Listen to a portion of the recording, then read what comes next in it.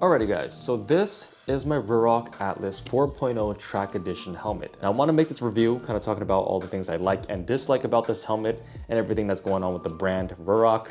I do want to just first say that I was never sponsored by them. I bought this helmet myself. Now Ruroc is a brand that makes motorcycle helmets and all sorts of whatever gear that they have. And they've been sponsoring a lot of motorcycle content creators to say good things about their products. Even if it was lacking quality, had flaws and whatnot, a lot of people were paid to really kind of hype it up. And a lot of people actually ended up buying the helmet and being very disappointed with the quality of their goods. And then with that being said, I bought the helmet because I just genuinely like the way it looks. That was the main selling point of the Ruroc helmet, which is why I got it. And I think that a lot of us can agree with that no matter how controversial or if their quality is not up to spec, they do make really cool looking gear. Like this is the Track Edition helmet and it does look very aggressive and unique for what it is, right? They do have a couple of variations of the 4.0 helmet for the street. They have like 3 variants. I don't know exactly what they're called, but they are slightly different in terms of how they're shaped. This one, being the Track Edition, has the most sort of angular and sharp designs. As you can see, the spoiler bit really protrudes a lot. I had this helmet for about 9 months now, and for the most part, I give it an overall rating of 8 out of 10. So the good things I like, for one, definitely is the style. I love the way it looks. I love the finish on here. This is a fully carbon fiber, look with some decals and whatnot. I did buy a whole series of the visors with different colors. I put this little chromatic looking one on with some orange and some pink on it. I just think it looks really cool. I might switch it out for a different colors just to change it up, because this one is also very scratched up by now. A lot of rocks and bird droppings and whatnot, just bugs hit it. So it does go through a beating and I want to change it out. I also did get the camera mount on here from Ruroc, and I do have some gripes with it that I want to talk about later. But yeah, overall design, a-okay. Overall build quality, also pretty dang solid, I'm not gonna lie. So a lot of people complained about Ruroc's build quality over the years, but with their 4.0 helmet, they did really, get it on lock. Everything feels solid. The visor is solid. All the vent controls, they click really well. They're nice and stiff. They don't feel cheap. And even the padding and everything, the material is actually really nice and soft. They're plush. They also don't feel too cheap either. And it does come with an integrated Bluetooth system, which is very convenient. This was an extra cost, but it does install in here seamlessly, so you don't have to have any Bluetooth modules sticking out. It does have the pockets for the speakers, the microphone, etc., etc. So overall, a pretty good helmet. No complaints with the build quality and what it offers. So build quality, it's absolutely mint. I don't have a problem with that. I think other helmets of this price range also are built with this level of quality. Now in terms of the aerodynamic performance and what it's like to be, wearing it on the road, I get incredible visibility, first of all. I can see everything nice and clear. It's probably one of the most widest helmets I've ever had in terms of visibility, because being a Track Edition helmet, the visor actually extends really, really far, so I can really see everything on the edges as well from my peripheral. And when it comes to the aerodynamics, this helmet is very, very stable. I've had a lot of helmets over the years and a lot of them kind of flop around. I noticed the wind really blows my head. It's not very stable, especially if I'm turning my head side to side.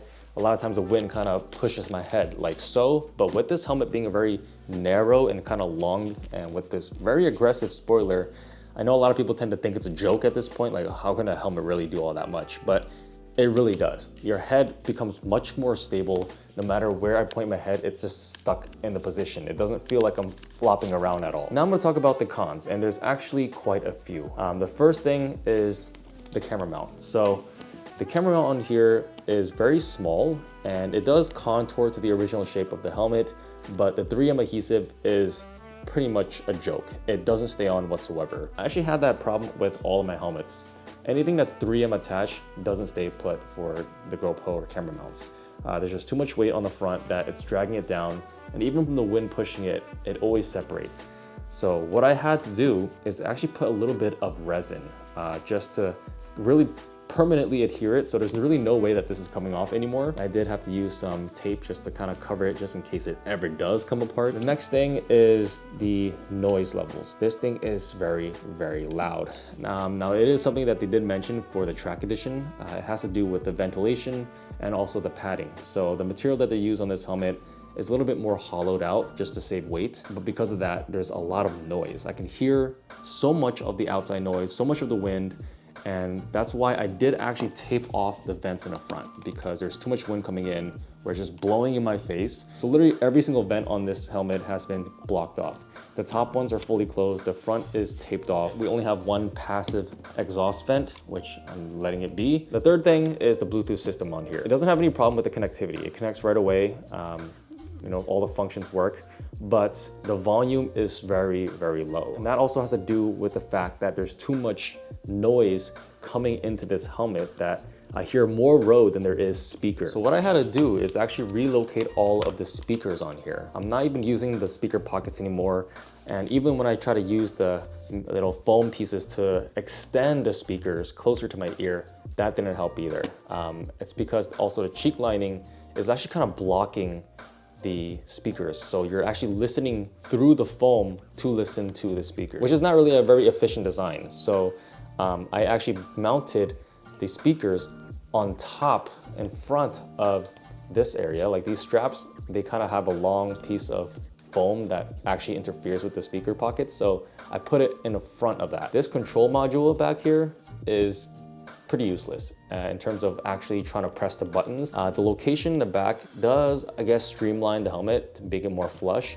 But if you want to change any of your volume switches or go to the next song, just don't even try. There's no way you're gonna be able to feel the buttons. Even just like going through it like this, it's very difficult to feel what is what. And when I have my gloves on when I'm riding, I can't feel any of the buttons, you know, because imagine this, I'm like reaching to the back, trying to press the button, and I'm like missing every single switch. When I had my Senna on the side, my old helmet, it was so much easier to actually click it and change the settings. Now, another thing I didn't like about this helmet is the sizing options. So they don't have a traditional small, medium, large. They only do half sizes.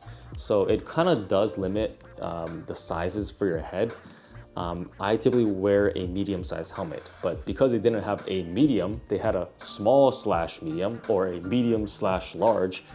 I had to go with a small/medium because large would be way too big. So with that being said, it does fit my head, but it's actually very tight to get it on and off. It kind of hurts my ears. I do have piercings, so it's kind of snagging at them, kind of ripping out my ears sometimes. So I wish they had more proper sizing.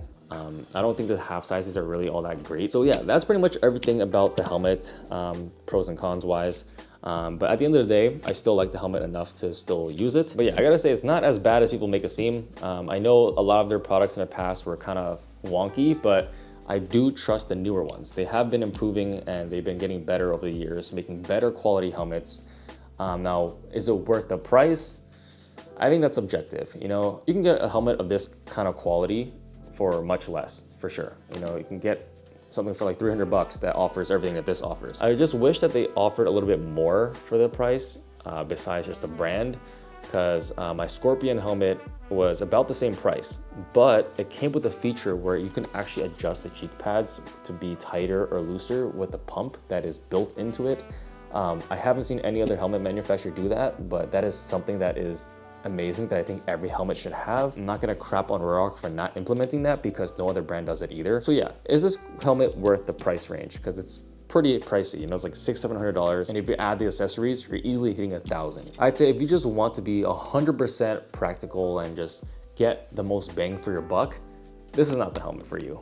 This is more of a luxury item. You know, if you want something that is well-known, that is gonna retain its value because of the brand, have this kind of aesthetic to it, then yeah, I mean, anything is worth the price. That's kind of like saying, is Louis Vuitton worth $1,000? Well, material-wise, no. But to some people, buying a $1,000 handbag is worth it because of the brand value.